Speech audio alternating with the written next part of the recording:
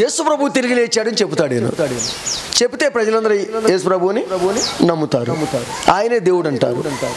కాబట్టి ఈయన ప్రజల మధ్యలో లేకుండా, ప్రజలు ఈయనకు అందుబాటులో లేకుండా ఈయన దూరంగా ఉంచుదామని చెప్పి 7 సముద్రముల మధ్యలో ఒక చిన్న ఒడ్డు ఉన్నది. దాన్ని దీపము అంటారు. ఆ దీపమే పద్మాసు దీపము. ప్రతి దానికి ఒక పేరు ఉంది. ప్రతి ద్వీపానికి పద్మాసు దీపము అని ఉందండి. ఆ దీపములోకి ఏకాకిగా, ఒంటరిగా, పరవాసిగా పంపించారు ఈయన్ని. ఇక ఈయన ప్రజల మధ్యలోకి వెళ్ళి ఏసే దేవుడు అని చెప్పాలంటే సముద్రాలు దాటి రావాలి. ఆ యేసు ప్రభు తిరిగి లేచిన దేవుడు అని చెప్పి వినాలంటే ప్రజలైన సముద్రాలు దాటి ఆయన దగ్గరికి వెళ్ళాలి.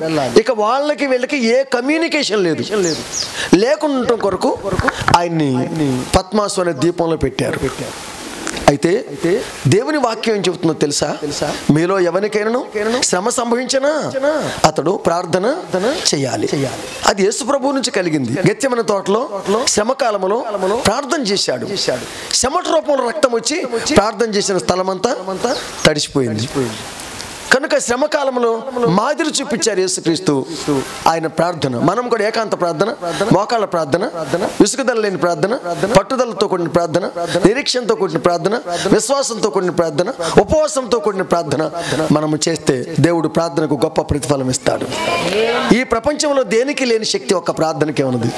ఆ ప్రార్థన శక్తి పొందాలంటే విద్య అవసరం లేదు, ఉద్యోగం కూడా అవసరం లేదు, ఉన్న స్థానం విడిచి వెళ్ళని అవసరం లేదు. అవసరమైంది ఆత్మశుద్ధి, సమర్పణ బుద్ధి.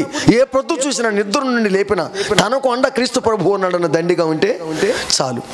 ప్రార్థన సాధించలేనిది లేదు ప్రపంచంలో. ఆకాశాన్ని అగ్ని భూమి మీదకి దించింది ప్రార్థన. అగ్ని బలాన్ని చల్లార్చింది ప్రార్థన. సింహముల నోళ్లను ముయించింది ప్రార్థన. ఒక సెకండ్ కాలానికి 18 మైళ్ళ 4 ఫర్లాంగుల వేగంతో తిరుగుతున్న భూమిని, ఆ భూభ్రమణమును స్తంభింపజేసింది ప్రార్థనా శక్తి. ఈ ప్రార్థన శక్తి ద్వారా వైద్యులకు వల్ల కానీ మందులకు మల్లబడిన భయంకర జబ్బుల నుంచి బాగుపడుతున్నారు. చెవుడు, మోగ, నత్తి, కంటి జబ్బులు, గుండెదడ, క్షయ, ఉబ్బసము, పక్షవాతము, పోలియో, గడ్డలు, కణుతులు, బల్లలు, నర్మల బలహీనత, రక్తపోటు, షుగర్ వ్యాధి, ఎయిడ్స్, ఎబోలా వంటి ఎటువంటి వ్యాధుల నుంచైనా ప్రార్థనా శక్తి నయం చేసి పరిపూర్ణ స్వస్థత కలిగిస్తుంది. అంతేకాదు గ్రహశక్తులు, ఆదిపరాశక్తులు, కాళికా శక్తులు, భేతాల శక్తులు, మంత్రశక్తులు, చేతపడి శక్తులు, చెల్లంగి శక్తులు, ఎటువంటి వ్యక్తులు, శక్తులు, కత్తుల నుంచి అయినా విడిపించగలిగిన ప్రార్థన శక్తి. అందుకని ప్రార్థన చేయాలి. ఆ ప్రార్థనకి ఎంతమంది ఉన్నామనేది లేదు. స్త్రీయా పురుషుడు అని లేదు, చిన్నలా పెద్దలా అని లేదు, చదువుకున్నవారా చదువు లేనివారు అని లేదు, చర్చలు చేస్తున్నామా బయట చేస్తున్నామా అని లేదు. కాబట్టి మంచి మనసుతో దేవుని చిత్తానుసరమైన ప్రార్థన చేయాలి. ప్రార్థన చేసేప్పుడు అది మనకు అవసరమై ఉండాలి, అడిగేది ఆయన చిత్తం అయి ఉండాలి. తప్పకుండా కార్యం జరుగుతుంది. ఆయన చిత్తం కాకపోయినా అది మనకు అవసరం లేకపోయినా. ఇప్పుడు నేను అడుగుతా ఒక ప్రార్థన, దేవుడు నాకు ఒక పెద్ద విమానం కావాలంటే నేను అడుగుతా. ఆయన ఏడంటే ఇస్తాడు, ఎందుకులే అంటాడు ఆయన. అది నాకు అవసరం లేదు, దాన్ని నేను పోషించలేను. స్తోత్రం హల్లెలూయా. అది నాకు అంత అవసరం లేదు. నాకు కారే ఎక్కువ, ఏ రాష్ట్రానికైనా కారు మీద వెళ్తున్నాను. స్తోత్రం హల్లెలూయా. అది నేనే డ్రైవింగ్ చేసుకొని వెళ్తాను. ఇంకొకరు తోలితే నాకు భయం. నా డ్రైవింగ్ నాకు నమ్మకం చేస్తుంది. స్తోత్రం హల్లెలూయా. కాబట్టి ఇలాంటి పరిస్థితుల్లో దేవునికి స్తోత్రములు. దేవుడు తన మహత్తరమైన మహిమ చేత తన కృపతో బలపరిచి నడిపిస్తున్నారు. నాకెందుకు ఇంక విమానం? అది నాకు అవసరం లేదు, నేను అడగను. నీకు వద్దులే అబ్బాయి అంటాడు ఆయన. అవసరమైన ఎన్ని ఇస్తూనే ఉన్నాడు, ఏది కావాలంటే అది. ఈ విధముగా తన మహత్తరమైన మహిమ చేత మనం ప్రార్థన చేయాలి. ప్రార్థన పరిస్థితులు మార్చగలదు. శ్రమలో ప్రార్థన చేయాలి, దేవుడు జవాబిస్తాడు. ఎందుకంటే ఆ ప్రార్థన ఉపవాస ప్రార్థన ఉంటుందండి. కొంతమందికి ఉపవాసం అంటే భయం. ఉపవాసం భయం పడక్కర్లేదు, ఏం కాదు. కొంతమంది మందులు తింటున్నామండి, ఉపవాసం ఎట్లా? ఏం కాదు. ఇంకొంతమంది ఆరోగ్యం బాగలేదండి, ఉపవాసం కుదరదు కదా. అనేక పరిస్థితుల్లో భయపడి ఉపవాసం ఉండలేకపోతున్నారు. ఉపవాసం ఉండి కొంతమందికి ముఖం అంతా వికారం అయిపోయి ఈ విధంగా పీనుగు ముఖం అయిపోతుంది. అలా కావడానికి వీల్లేదు. 40 రోజులు ఉపవాసం చేశాడు మోషే గారు కొండ మీద. ఆయన ముఖం సూర్యుడిలాగా ప్రకాశించింది. తేజరిల్లుతుంది. ఉపవాసం ఉన్న ముఖాలు తేజరిల్లుతాయండి. అమ్మా ఏంటమ్మా అట్లను? ఏం చేద్దామా, అయ్యగారు ఉపవాసం పెట్టిండమ్మా, ఇక తప్పనిసరి అయింది. ఉత్సాహంతో చేయాలి ఉపవాసం. స్తోత్రం, హల్లెలూయా. ఉపవాస ప్రార్థన యొక్క విజయ రహస్యం చాలా గొప్పది. ఎందుకంటే ఎస్తేరు చేసింది, యూదుల నాశనాన్ని తప్పించింది ఉపవాస ప్రార్థన. ఈ విధముగా దేవుని స్తోత్రములు. యోనా ప్రార్థన చేశాడు, 120,000 నినివే పట్టణస్థుల రక్షణలో నడిపించింది ఉపవాస ప్రార్థన. అంతేకాదు, తిమ్మింగళం కూడా ఉపవాసం ఉన్నది 3 రోజులు. స్తోత్రం. ఇలాంటి నినివే పట్టణం ప్రజలు ఉపవాసం ఉన్నారు. పశువులు ఉన్నాయి ఉపవాసం, ఎద్దులు ఉన్నాయి, గొర్రెలు ఉన్నాయి, గొడ్లు ఉన్నాయి. ఈనాడు మనం ఉంటామేంటి ఉపవాసం? ఉపవాసం అంటే భయపడతావేంటి? ఉపవాసంలో గొప్ప ఉత్సాహం. బ్రతుకుతాం. ఎట్లా? స్తుతి చేయాలి, ప్రార్థన చేయాలి. ప్రార్థన చేస్తే ఎన్ని రోజులైనా ఉండొచ్చు. ప్రార్థన లేకుండా ఉపవాసం అంటే ఒంటినంతా ఎండబెట్టుకోవడమే తప్ప ఏమి లేదు. స్తుతి నీ స్థితి మారుస్తుంది. ప్రైజ్ ది లార్డ్, హల్లెలూయా. ప్రార్థన ఉంటే ఎంతైనా ఉండొచ్చు. ఒక్క పూట టిఫిన్ లేకపోతే ఆగలేని వాళ్ళు యేసయ్య అరణ్యంలో బోధ చేస్తుంటే 3 రోజులు ఉన్నారు. వాళ్ళకి ఆకలి కాలేదు, అన్నం మీద ధ్యాస లేదు. ఉపవాసం అంటే అమ్మో అదేంటో అనుకోవద్దు మనం, అది చాలా ఈజీ. అందుకని ఒక్కసారి ఒక ఊపు ఊపిద్ది అంతే. ఆ ఊపుకి తట్టుకుంటే ఇక ఎన్ని రోజులైనా ఉంటాం. అలాంటి ప్రార్థన అనేకమైన పరిస్థితులు ఉన్నాయి ఉపవాసంలో. నేను మొదటిసారి పూర్తిగా 4 రోజులు ఉన్నా, అన్నం నీళ్లు లేకుండా. ఇక రెండోసారి నాకు కొంచెం మంచి అనిపించింది, 7 రోజులు ఉన్నా మంచినీళ్ళు తాక్కుంటాం. పూర్తి ఉపవాసం. అంటే 7 రోజులు అంటే అరటికాయలు తిని పాలు తాగి టిఫిన్ చేసుకుంటా కాదు. ఉండటమే, తింటమే. ఇంకెందుకు మన వేషధారులకు చేసుకోవటం? ఉండలేకపోతే తింటమే, కానీ అటు ఇటుగా మాత్రం ఉండొద్దు. అలాంటి పరిస్థితులు చూస్తే ఆ తర్వాత 42 రోజులు భోజనం లేకుండా ఉన్నాను. సైన్స్ చెప్తుంది 21 రోజుకి మనిషి చచ్చిపోతాడని. అది నాకు తెలుసు. అందులో కృషించి ఇన్ని రోజుల వరకు బలంగా ఉంటాడు, ఇన్ని రోజుల తర్వాత ఇక లేవలేడు, పడుకొని ఉంటాడు 21 రోజు. కదలడం మెదలడు, చూస్తాడు, మాట్లాడుతాడు. 21 రోజుల తర్వాత చచ్చిపోతాడు మనిషి. అసాధ్యాలను సాధ్యం చేయడా అయ్యగారు చెప్పారు. ఇప్పుడు 42 రోజులు ఎందుకు ఉండకూడదు అని మొన్న ఏకగ్రీవం కనిపెట్టారు నన్ను. వచ్చాయి మొత్తం ఆ ప్రాంతం అంతా 42 రోజులు. 42 రోజుల తర్వాత లేచి నిలబడ్డా. నా పనులు నేను చేసుకున్నా. 1.5 గంట దేవుని వాక్యం చెప్పాను. Praise the Lord, hallelujah. RDO గారు వచ్చారు, అక్కడికి ఇన్వైట్ చేశాం లాస్ట్ కోటానికి. ఉపవాసం ముగింపులు 44 రోజుల తర్వాత, 42 రోజుల తర్వాత ఎంఆర్ఓ గారు వచ్చారు, సబ్ కలెక్టర్ గారు వచ్చారు. ఇలాంటి వారందరూ వచ్చి చూశారు. మాకు చాలా ఆశ్చర్యంగా ఉంది ఇదని చెప్పారు. ఇది ఆశ్చర్యమే. మీరు ఎలా జీవించగలిగారు? స్తుతి ద్వారా జీవించగలిగానన్న. స్తోత్రం, హల్లెలూయా. స్తోత్రం ద్వారా దేవుని శక్తి మనలోకి వస్తూ ఉంటుంది. పేపర్లో కూడా వేశారు, పేపర్ కటింగ్ కూడా ఉంది నా దగ్గర. అందుకని ఆ ప్రకారంగా దేవుని స్తోత్రములు. ప్రార్థన పరిస్థితులు మార్చగలదు, అద్భుతము చేయగలదు, గొప్ప కార్యములు జరిగించగలదు ప్రార్థన శక్తి. ఒక్కొక్క పూట కాదు, 2 రోజులు, ఒక్కొక్క పూట కూడా ఉండొచ్చు. సరే, ఏ విధము చేతనైనప్పటికీ ప్రార్థన చేయటం, రోజుకి 8 గంటలకు ప్రార్థన తక్కువ ఉండదు. అలా చేస్తేనే మనం ఆత్మల రక్షణలో నడిపించగలం అనేటువంటిది నా ఉద్దేశం. ఒక్కొక్కసారి డిస్టర్బ్ కాకుండా ఉండకూడదని చేసే ప్రార్థనకి సన్సైడ్ల మీద కూర్చొని నా ప్రార్థన చేసుకునేవాడిని. ఒక్కొక్కసారి నిద్ర వచ్చే పరిస్థితి, రాత్రి తెల్లవారు చేయాలంటే కారం పొట్లం పెట్టుకొని ఎప్పుడైనా కొంచెం తేడా వస్తే కాటుకు పెట్టుకునేవాడిని కారంతో. ఇక తర్వాత అప్పుడు ప్రార్థన చేసేవాడిని. కాబట్టి ప్రార్థన పరిస్థితులు మార్చగలదు. అందుకని ఆయన ఏం చేశాడంటే పద్మాసు ద్వీపంలో శ్రమకాలంలో ప్రార్థన చేస్తున్నాడు యోహాను. మీకు ఈ విషయం అంతా అర్థమైంది అనుకుంటున్నాను నేను. అయితే ఆ ప్రార్థన చేసిన తర్వాత పరలోకం తెరవబడింది. పరవశుడైపోయాడు. ఇక తన వశంలో లేడు ఆయన. తన వశంలో లేడు. ఏకాకిగా ప్రార్థన చేస్తున్నాడు, దేవునితో మొరపెడుతున్నాడు. తినడానికి తిండి లేదు ఆయనకి. పద్మాసు ద్వీపంలో పలకరించడానికి తోడు లేరు, త్రాగడానికి నీళ్లు లేవు, అవి సముద్రపు నీళ్లు.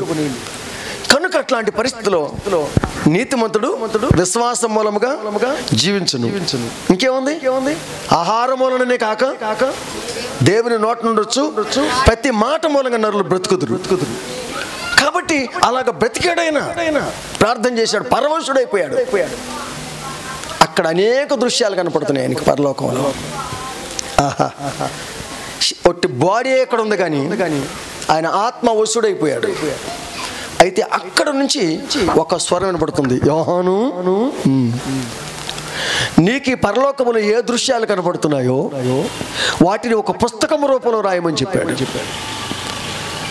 అలాగా కనపడిన దృశ్యాలు రాసిన ఆ అనుభూతులే 22 అధ్యాయములు కలిగిన ప్రకటన గ్రంథము. పరిస్థితులు ఎన్నైనా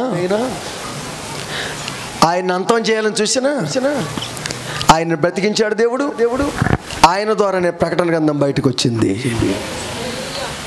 కనుక నా ప్రియ సహోదరి సోదరులారా, నువ్వు రక్షణలోకి వచ్చినప్పుడు నీకు తీవ్రమైన ఆటంకాలు ఎదురయ్యాయి. ఇంటి వారి ద్వారా, వీధి వారి ద్వారా, హిందువుల ద్వారా, బంధువుల ద్వారా, ఆప్తుల ద్వారా, అజ్ఞుల ద్వారా రకరకాలైన ఆటంకాలు, ఇక్కట్లు ఎన్ని ఎదురైనో తెలుసా? ఎందుకో తెలుసా? నీ ద్వారా, నీ సాక్ష్యం ద్వారా వేలాది మంది క్రీస్తులకు రావడం అనేది అనాది కాలపు ప్రణాళిక. ప్రైజ్ ది లార్డ్, హల్లెలూయా. ఇక్కడ ఆరాధనకు వచ్చిన ఆటంకాలు ఎన్నో తెలుసా? అవును, ఒక స్త్రీకి ప్రసవ వేదన కలుగుతుందంటే ఆ ప్రసవ వేదన మన నష్టానికి రాలేదు, ఒక మెంబర్ పెరగడానికి వచ్చింది. ప్రైజ్ ది లార్డ్, హల్లెలూయా. సంఘానికి శ్రమ వచ్చిందంటే సంఘ భవిష్యత్తు డెవలప్ కొరకు వచ్చింది. మనం ఎప్పుడు దిగులు చెందొద్దు. శ్రమలు వచ్చినప్పుడు కష్టాలు పడొద్దు, అధైర్యపడొద్దు, కృంగిపోవద్దు, దిగజారిపోవద్దు, కన్నీరు పడవద్దు. ఇది ఏమవునొద్దు, ధైర్యంతో నిలబడాలి. దేవుడు తన శక్తితో నింపి నీ సాక్ష్యాన్ని భారతదేశంలో వాడుకుంటాడు. స్తోత్రం. అందుకని ప్రార్థన చేశాడు. సాతాను యుగం ఇది, సాతాను యుగం అండి ఇది. సాతాను విజృంభించిన కాలం ఇది, ఒకరికొకరు పొసగని కాలం.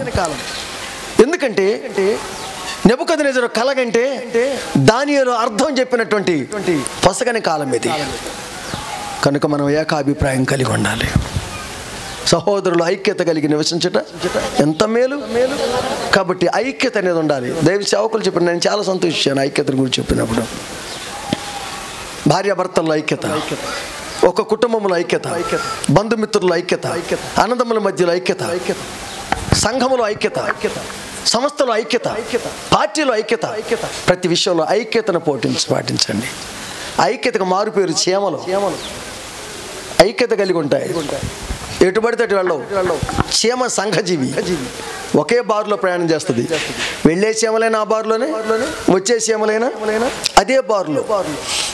కాబట్టి వాటికి టచింగ్ ఉంది. మరలా ఇటు నుండి వెళ్ళే చీమైనా అటు నుండి వెళ్ళే చీమైనా ముద్దు పెట్టుకొని దాటిపోతాయి. పట్టుకుపోవు మరలా. ప్రైజ్ లార్డ్ చెప్పుకుంటే అవి. కానీ మనకు లేదండి ఐక్యత. స్తోత్రం, హల్లెలూయా. నేను చాలా సంతోషిస్తా. ఇద్దరు నల్ల బట్టలు వేసుకున్న సోదరులు ఇద్దరు కలిశారంటే స్వామి శరణం అనుకుంటారు వాళ్ళు. ఆయన ఎవరు ఏమీ తెలియదు, ఈయనెవరు. ఆ యూనిఫామే వాళ్ళని ఒకటిగా ఉంచింది. ఇద్దరు టోపీలు పెట్టుకున్న సోదరులు కనపడ్డారంటే ఇస్సలాము అలైకుం అంటారు. ఇద్దరు బైబిల్ పట్టుకున్న వాళ్ళు అటు ముఖం అటు ఇటు ముఖం ఇటు. వీళ్ళకి ఐక్యత ఉండదు. అసలు ఐక్యత నేర్పాల్సిందే వీళ్ళు. కనుక మన జీవితంలో చూస్తే ఏకాభిప్రాయం అనేది విషవర్ధనాల్లో కావాలి. కుటుంబాల్లో, సంఘములలో ఏదన్నా తేడాలు వస్తే అవునా కాదని కలదెలుపుకొని జీవించాలి. అవునా కాదా? మీకు తెలిసిన విషయం,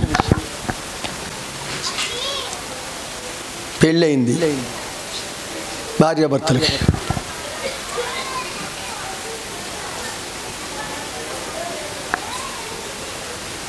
ఇద్దరు విడిపోయి కూర్చున్నారు పెళ్ళైన కొద్ది రోజుల్లోనే.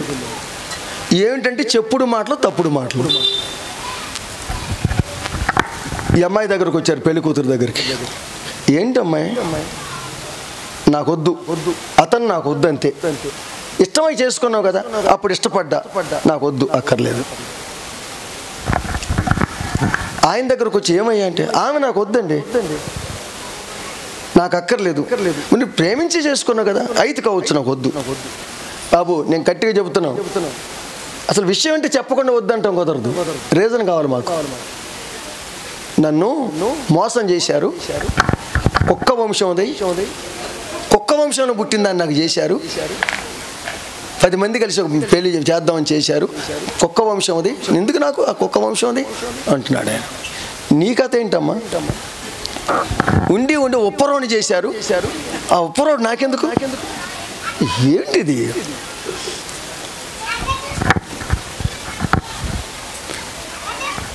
ఏమిటి పరిస్థితి?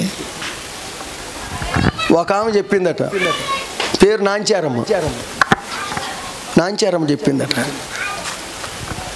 అమ్మాయి నిన్నెత్తి నొప్పులు పోశారు పెద్దోళ్ళంతా కలిసి, ఏమోలేమ్మా ఉండి నీకు ఉప్పరోని చేశారు, అయితే ఇందులో ఎట్లా చక్క పెట్టుకో బిడ్డ అన్నదట. అనుమానం పెట్టింది, మళ్ళీ సరి చేసుకో అన్నదట. ఇక తర్వాత ఈయన దగ్గరకు వచ్చి, అబ్బాయి నోట్లో నాలుక లేదు, పిలిత్త పలుకుతో లేదు, ఇట్లాంటి వాడికి కుక్క వంశం పుట్టించిందని చేశారు, నీకు చేశారులే చక్కబెట్టుకోయ్యా అన్నదట. ఇక అతనికి అంతకుముందు చిలకా గోరింకల్లా కలిసి ఉన్నటువంటి వాళ్ళు మనసులు విడిపోయి జీవిస్తారు. ఆయన డ్యూటీకి పోయి వచ్చాడు, రోజు ఎదురుగా వచ్చి, ఏమండి బాగున్నారా, డ్యూటీ మంచి జాగిందా, ఆటోలో వచ్చారా, లేకపోతే బస్సులో వచ్చారా, ఆర్టీసీ బస్సా, సిటీ బస్సా, దేనిలో వచ్చారు, భోంచేశారా, రెండు భోంచి అత్యాయతగా మాట్లాడేదల్లా అసలు మాట్లాడలేదట ఆమె. ఇగో చెప్పుడు మాటలు బట్టి ఆయన కూడా రాగానే వచ్చేప్పుడు పళ్ళు తీసుకొని ఇంకా కావాల్సినవి తీసుకొని వచ్చి చేతికి ఇచ్చేవాడల్లా అసలు ఏం లేదు, ఆయన కూడా మాట్లాడట్లేదు. ఆయన ఒక మూలన ఏమొక మూలన కూర్చుందట. కూర్చున్న తర్వాత చెప్పిన మాటలు ఎందుకు వినాలి? ఆయన ఉప్పరోడో కాదు, ఈరోజు టెస్ట్ చేయాలనుకుందట. చెప్పుడు మాటలు ఎందుకు ఉండాలి? ఆమె కుక్కో కాదు టెస్ట్ చేసి తెలుసుకోవాలనుకున్నాడట. ఇక ఇద్దరు ఆమె ఆధారిని ఈయన దారిని ఉండ నడిజాము 12 ఒంటి గంట దాకా నిద్రపోలేదట. ఇక సరే అని చెప్పి ఆయన అప్పుడు మంచం మీదకి వచ్చి అప్పుడు పండుకోండట. నిద్రపోలే, నటించిండు. నిద్రపోయినట్టుగా గుర్రు పెట్టిండు. ఈ లోపల ఏం చేసింది, ఆయన ఉప్పరోడా కాదా తెలుసుకోవటం కొరకు నాకి చూద్దామని అప్పుడు దగ్గరకు వచ్చిందట. పగలంతా పనికి పోయి డ్యూటీ చేసుకొని వచ్చి ఒళ్ళంతా చెమట వచ్చి ఆరిపోయి ఉంది కదా ఒళ్ళు, వచ్చి ఇటు నాలుగుతో నాకి చూసిందట, ఉప్పంగా తగిలిందట. వీడు ఉప్పరోడే అని చెప్పి అనిపించింది. మరి ఆయన నిద్రపోయిందా? అదే మనిషి అయితే నాకిద్దా? కాబట్టి ఇది కుక్కే. నాంచారం చెప్పింది మంచిగా సూట్ అయిపోయింది వాళ్ళకి. నీకెవరు చెప్పారు అని అడిగితే నాకు నాంచారం చెప్పింది అని ఏమో చెప్పింది. నీకెవరు చెప్పారు అబ్బాయి? నాంచారమే చెప్పింది. అసలు ఆమెను పిలవండి అంటే మిరపెత్తనాలు చేయడానికి పోయిందట.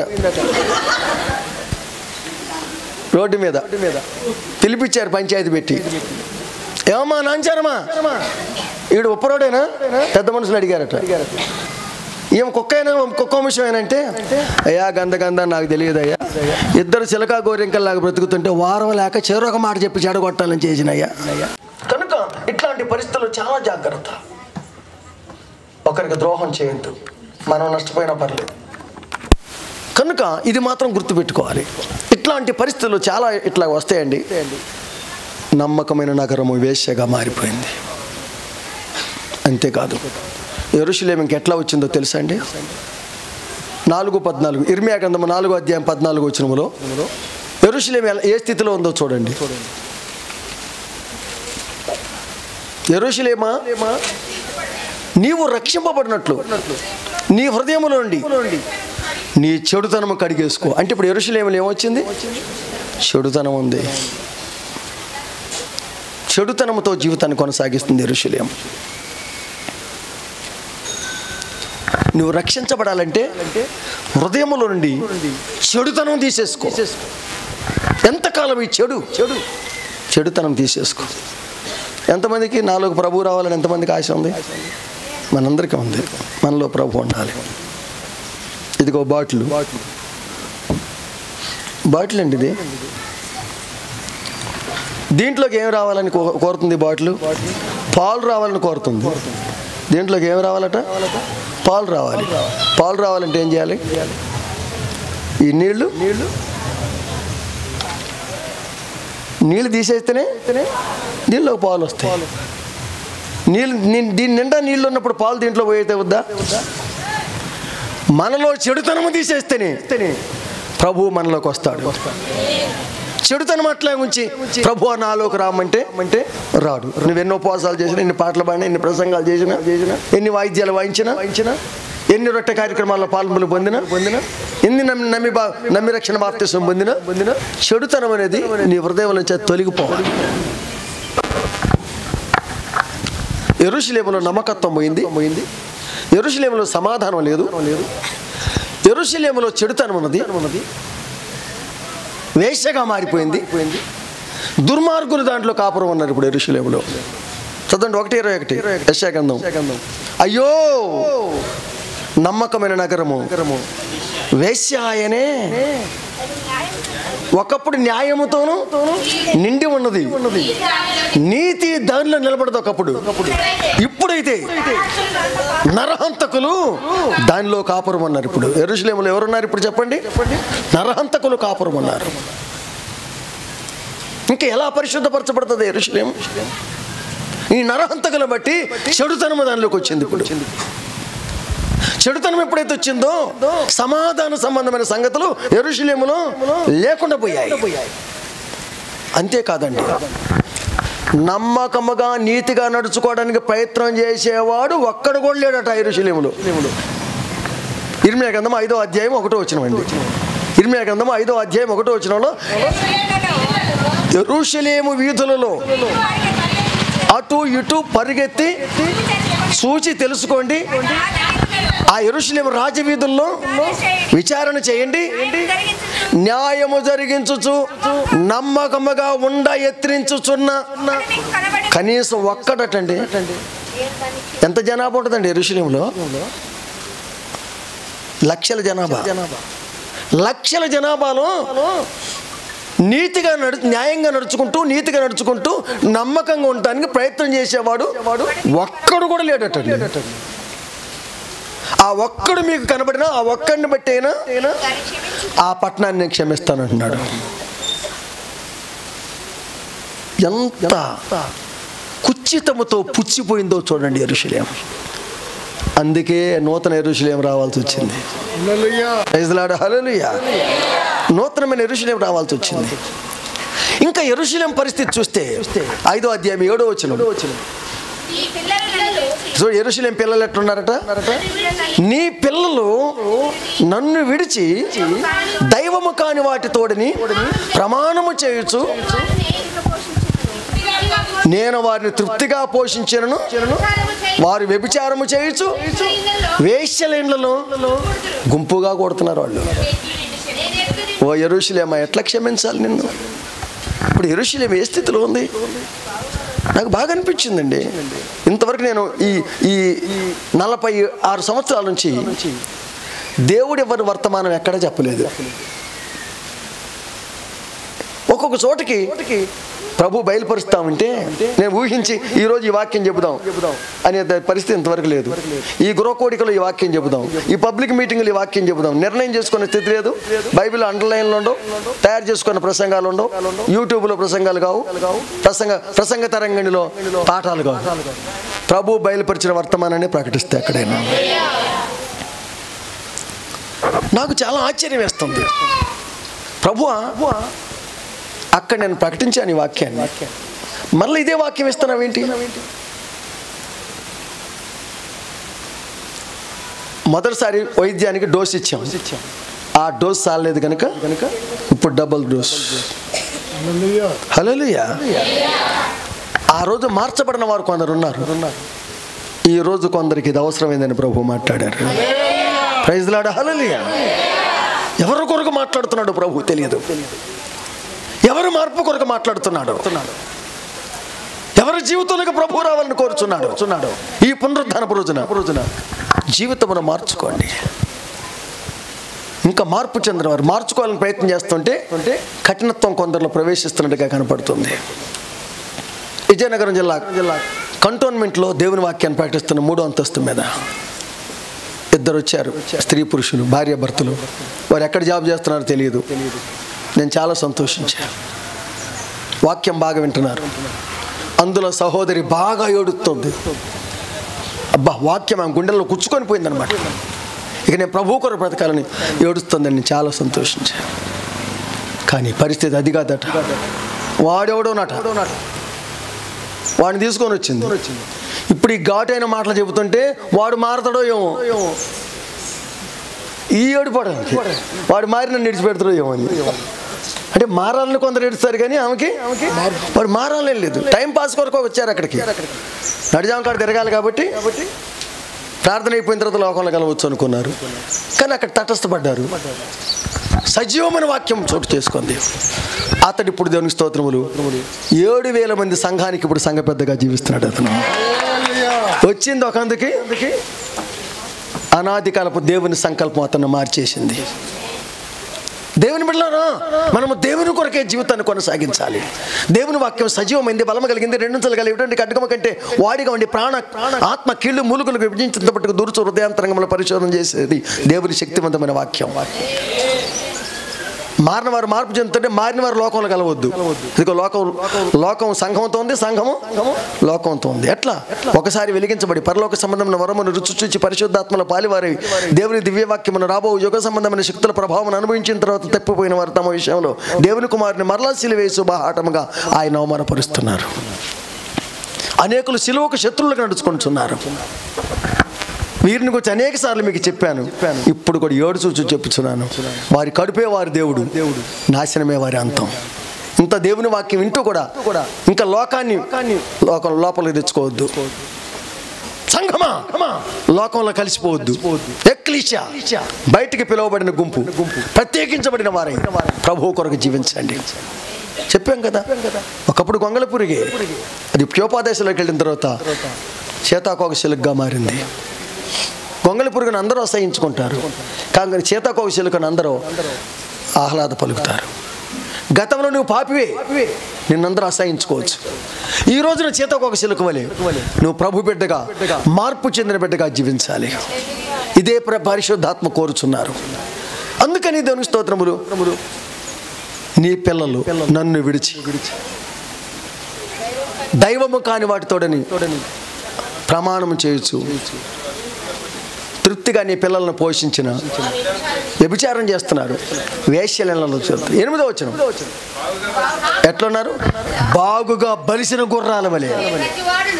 మీ పిల్లలు ఎట్లున్నారు? బాగుగా బలిసిన గుర్రముల వలె ప్రతివాడు ఇటు అటు. ఏంటి పనున్నోడు తిరుగుతుండు. పొరుగు వారి భార్య వెంబడి సకిలించును. వీడికేం పోయిట్టు పోయే రోగం. పొరుగు అని భార్యతో ఏమంటే సకిలిస్తున్నాడు. ఇట్టి కార్యములు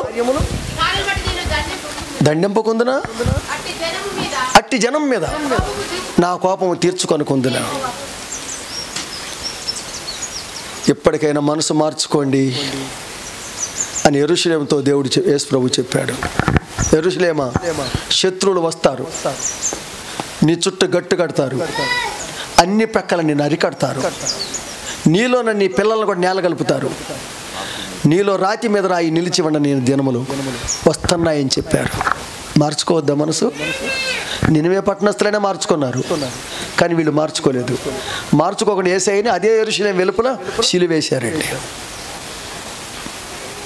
చూడండి, కఠినమైపోయారు, సిలువేశారు. ఇంక వాళ్ళు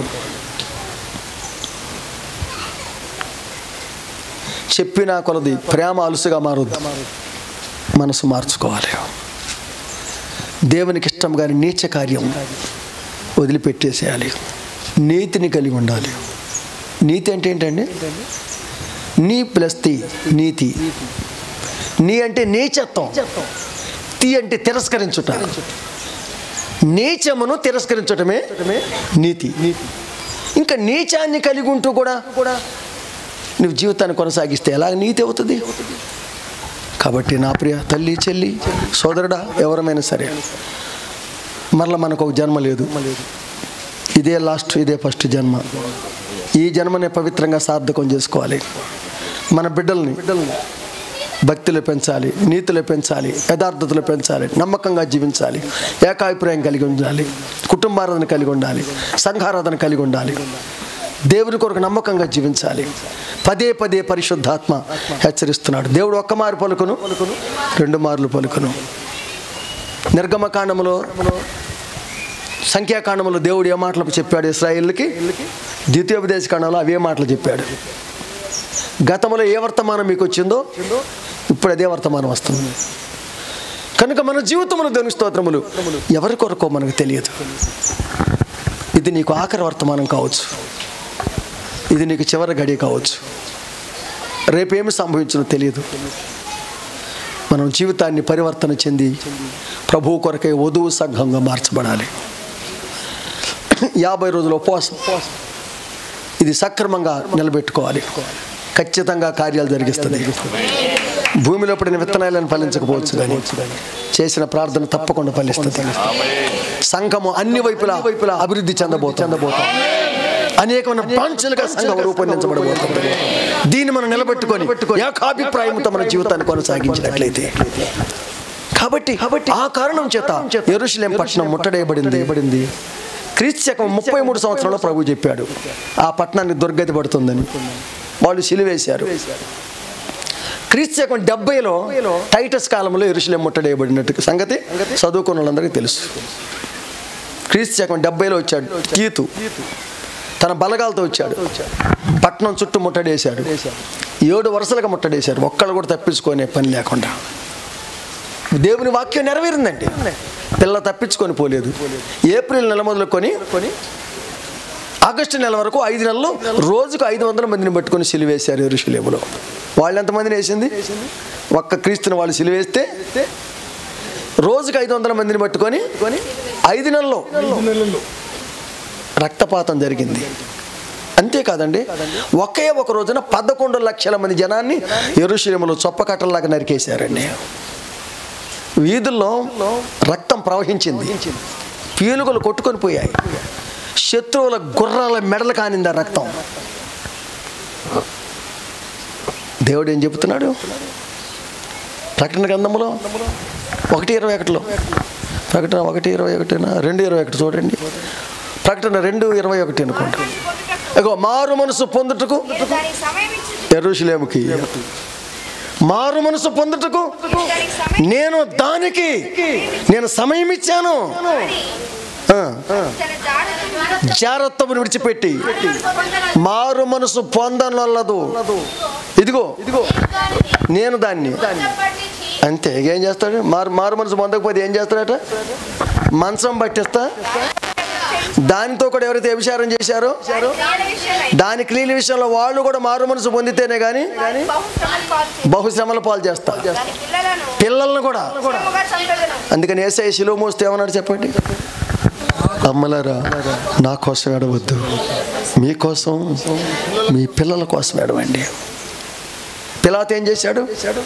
ఈ దోషం నా మీద, నా పిల్లల మీదకి రాకుండా కాకని చేతులు కడుక్కుంటే వాళ్ళు ఏం చేశారు?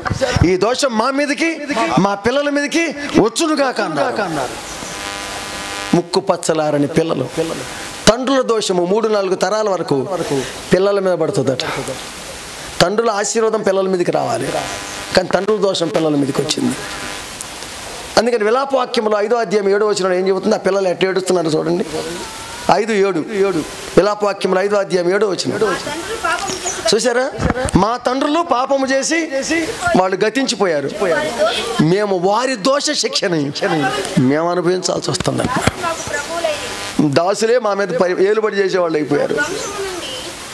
ఎంత ఘోరంగా ఏడుస్తున్నారు చూడండి. మన పిల్లల విషయం జాగ్రత్త, మన బిడ్డల విషయం జాగ్రత్త.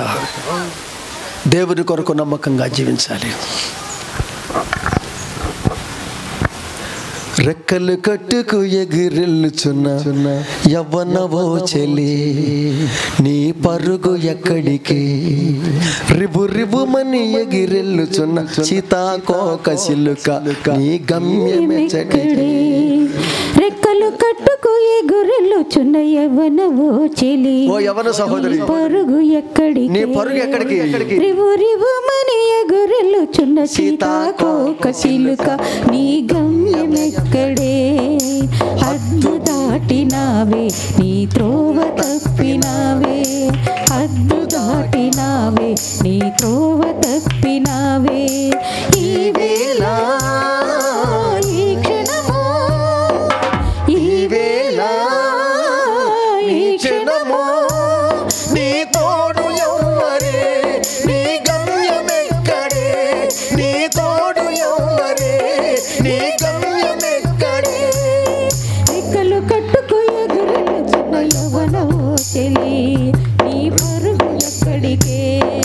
రివు రివుమని ఎగురెళ్ళుచున్న సీతాకోక చిలుక, నీ గమ్యమెక్కడే?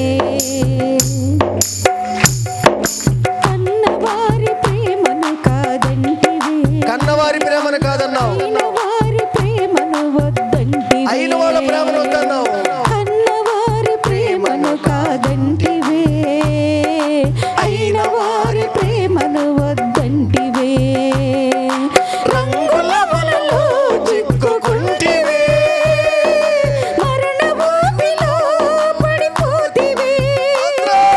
రంగుల వలలో చిక్కుకుంటివే, మరణ ఊబిలో పడిపోతివే. ఈ వేళ ఈ క్షణము, ఈ వేళ ఈ క్షణము, నీ తోడు ఎవ్వరే, నీ గమ్యమెక్కడే? నీ తోడు ఎవ్వరే, నీ గమ్యమెక్కడే? రెక్కలు కట్టుకు ఎగురెళ్ళుచున్న యవ్వనవో చెలి, నీ పరుగు ఎక్కడికే? రివు రివుమని ఎగురెళ్ళుచున్న సీతాకోక చిలుక, నీ గమ్యమెక్కడే? ఉడుకు రక్తం చూసి ఉరుకులు పెట్టద్దు, ఈ మురికి కళ్ళ చూసి మురుకులు చెప్పుకొని తిరిగితివే, చదువు పేరు చెప్పుకొని తిరిగావు, అందమంటే నాదని గర్వించి, అందమంటే నాదని గర్వించావు. చదువు పేరు చెప్పుకొని తిరిగితివే, అందమంటే నాదని గర్వించితివే. సరదా కోసం పడక పంచావే, సరదా కోసం పడక పంచావు, పడకలో ఇప్పుడు ఉన్నావే.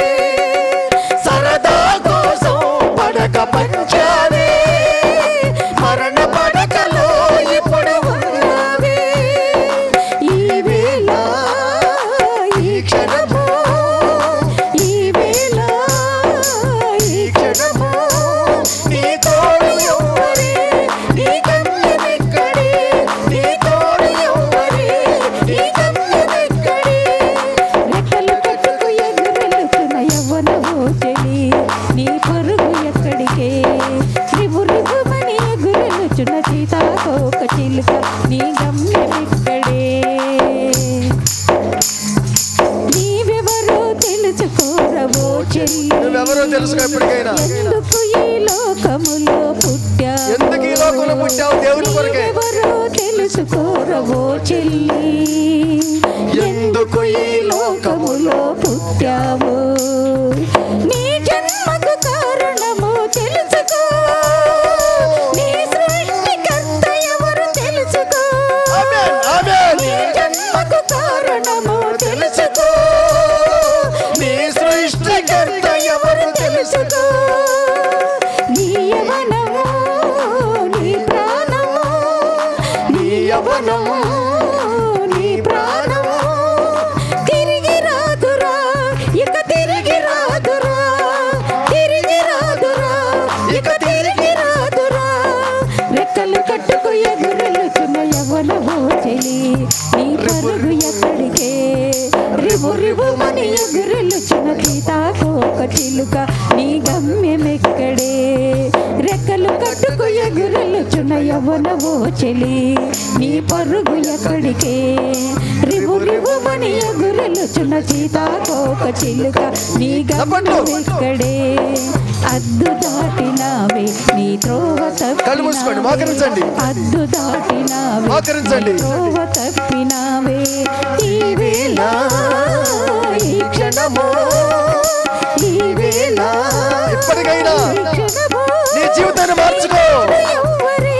నీ తోడు ఎక్కడే, నీ తోడు ఎక్కడే, నీ గమ్యం ఎక్కడే, నీ తోడు ఎవ్వరే, నీ గమ్యం ఎక్కడే, నీ తోడు ఎవ్వరే, నీ గమ్యం ఎక్కడే, నీ తోడు ఎవ్వరే, నీ గమ్యం ఎక్కడే.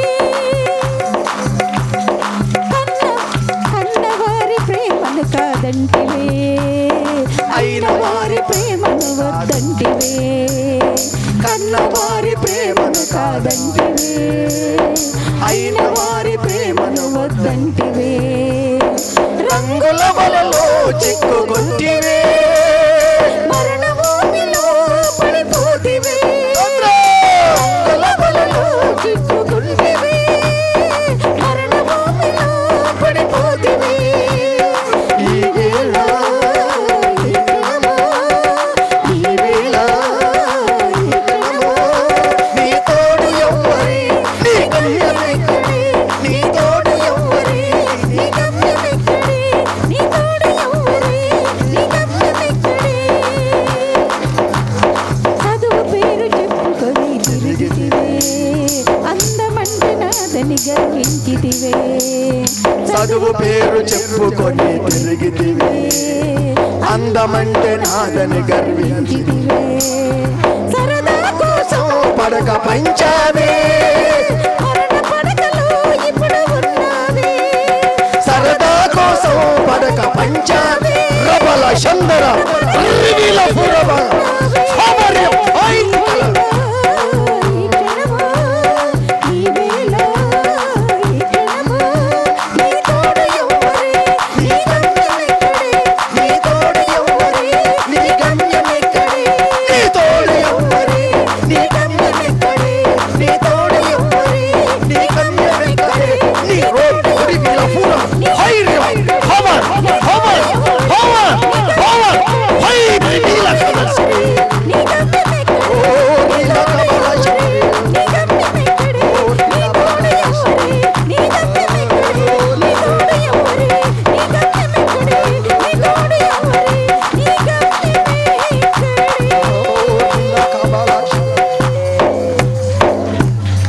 పాత యెరూషలేము పతనం అయిపోయింది కనుక కొత్త యెరూషలేము రావాల్సి వచ్చింది. ఆ కొత్త యెరూషలేములో నీవు నీ పిల్లలు ఉండే అర్హతను సంపాదించుకోవడకాయి నూతనమైన మార్పు చెందాలి.